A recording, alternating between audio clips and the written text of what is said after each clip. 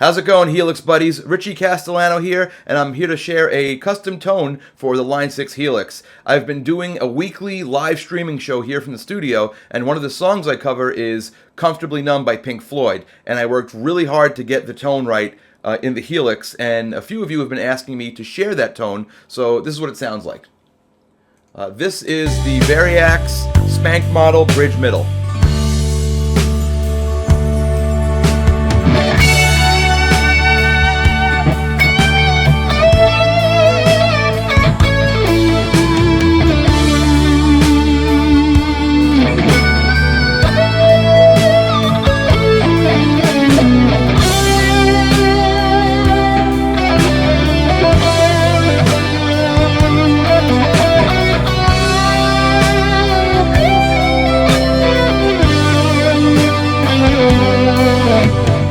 So that's the tone. Also, I'll show it to you on the ending solo here. And I'll use the bridge pickup for this.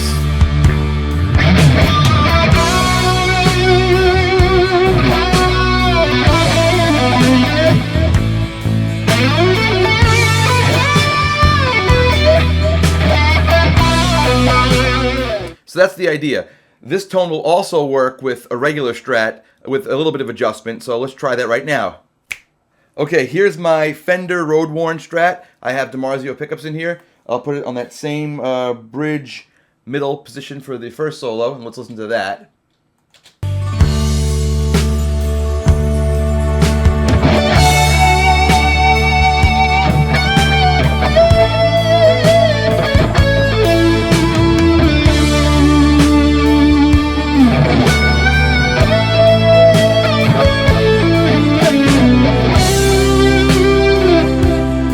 So that's fine. Let's go to the ending solo just to check it.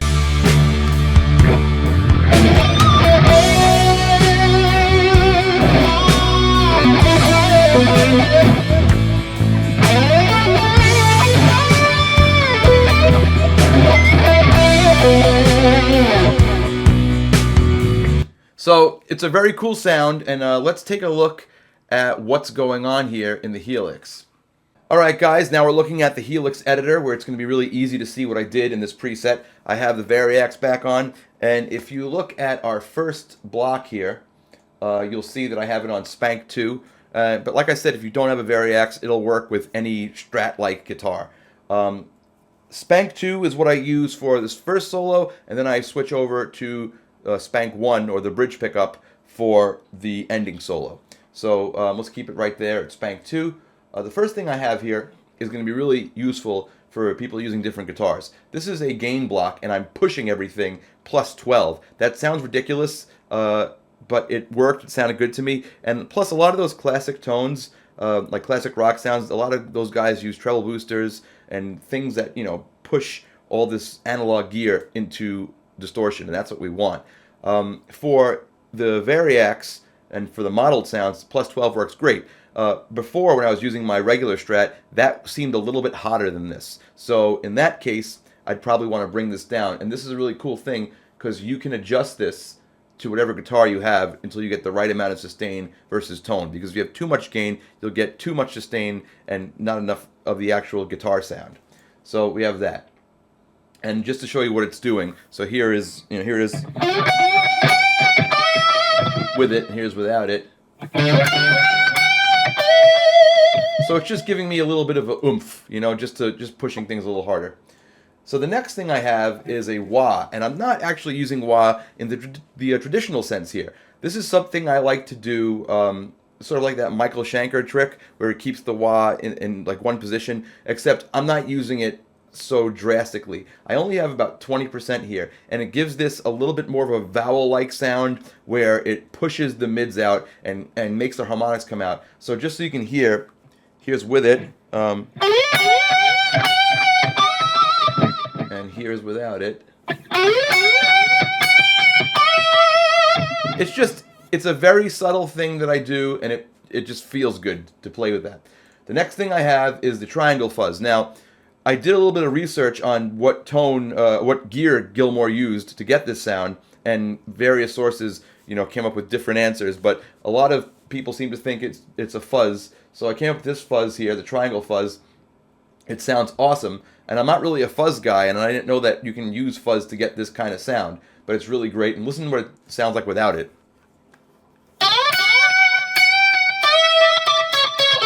It's like nothing, and then you put it on.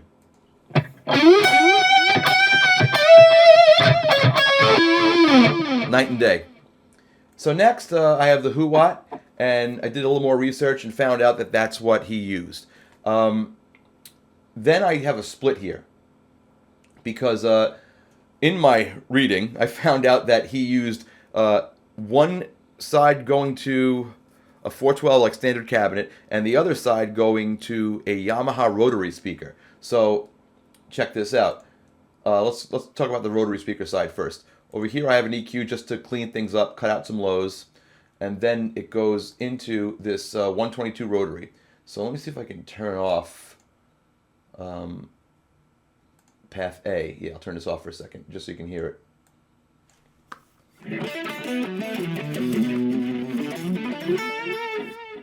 It's really subtle, but it's in there.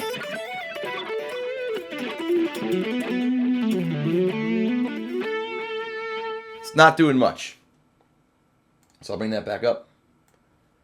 But you know, all these little elements combined together, they can make up, you know, the sum is greater than the parts, in other words. So I'll bring this one back up. And then this other chain, I have my Cali graphic EQ, which I like to use a lot. It sort of emulates the Mesa style 5-band EQ. Is that 5-band or 6-band? 5-band EQ. And I like to put that before the impulse response. And you know, as you can see here, I have a little bit of a mid boost and some highs just for some sparkle. All right, so next we're going to go to the IR block. I prefer IRs. It's just a preference. And I pretty much use like 2 or 3 IRs. This is the one I like. It's the Ownhammer 412 Mesa V70. And I like the ones that are mic'd up with the SM7. Those are the ones I usually gravitate toward. And this is what it sounds like, you know.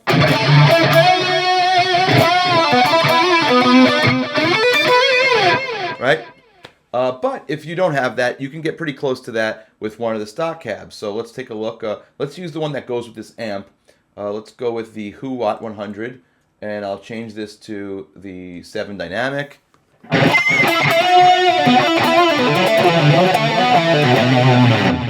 And you know, with maybe some EQ and using the high cut, you can get pretty close.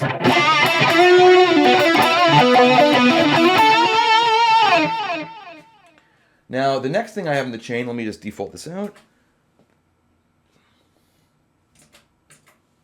All right, the next thing I have is a chorus. So let's see what the chorus is doing. Here's without it. So the chorus is doing a heck of a lot, and I'm using the Trinity chorus here, 50%. Okay, so now these two paths combine, and then I have some finishing effects. Like here is an overall EQ, and I'm just doing little bits of tone shaping. Like, you know, when I listen back to the recordings, if things weren't cutting the right way, or if I was missing some stuff, I've just used this parametric EQ, which is very powerful. And if you see here, I'm just boosting some low mids, and I'm boosting some slight mid-range boost here, 656, a little bit of top end, and really that's it. It's a more low cut. So we have that. Now here I have a harmonizer. Now what is that for? There's a sound at the beginning of the solo, and I don't know if it's from another instrument or what, but it sounds like there's a harmony. So like when he does the, you know, I heard this high harmony, so I added it. So it's,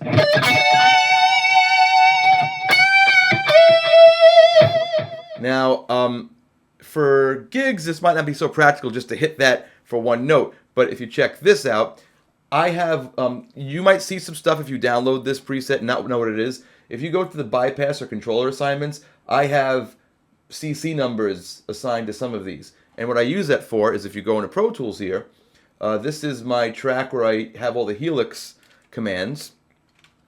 And if you look at, let's go to the first solo, right there, right? So right here, it's telling the Helix to switch to the lead patch. And then right here, I have my controller.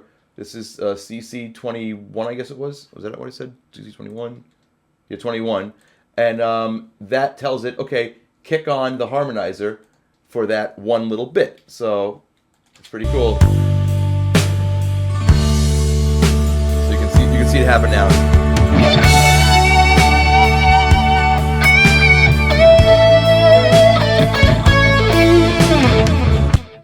So that's the idea there. Totally over the top, little. It's like a little bonus extra. You can use it if you want, but you don't need to. I have it mapped to a foot switch here. The first switch I have is the chrome, and that's just on and off. Then I have the harmony. Then I have delay and reverb, and that's if you want to control this in a live setting. So now, speaking of delay and reverb, I'm using the ping pong here, and it's pretty long. And it's making a big difference.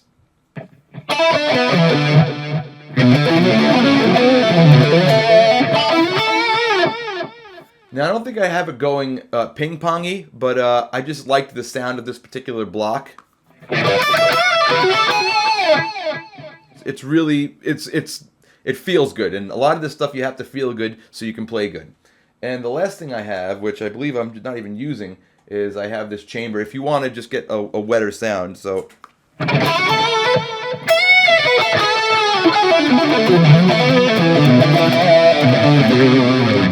And the last thing I have here is just a volume pedal. You can use that, delete it, keep it, whatever. That's just self-explanatory, just so you can control your volume in a live setting. So that's that.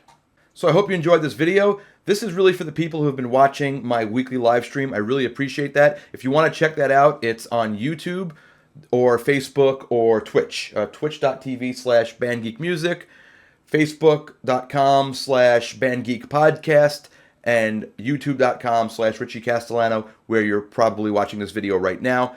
And I have a lot of Helix users on that asking me great questions, and a lot of them have been asking for this preset, and I hope you guys like it. I hope you have fun playing with it at home or on your gigs or wherever. And this is my way of saying thank you for being very supportive, and I hope everybody has fun with this. Thank you very much for watching. See you next time.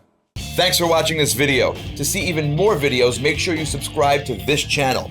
If you'd like to interact with me on social media, please follow my Facebook, Twitter, and Instagram accounts. If you like podcasts, check out my show Band Geek on the Riotcast Network. For tour dates and even more info, go to richiecastellano.com. Now, here's a video I picked just for you. I think you'll like it. Go ahead, click it. It's good.